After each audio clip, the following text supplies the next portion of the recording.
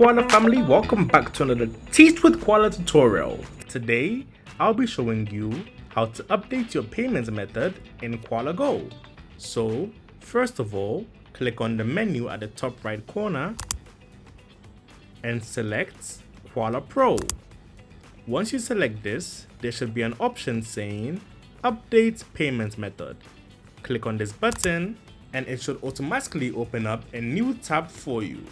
And in this tab, you can now enter the payments details for your new payments method.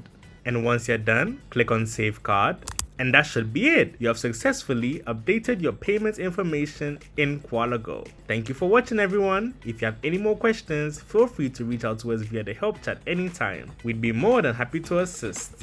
Happy teaching, everyone.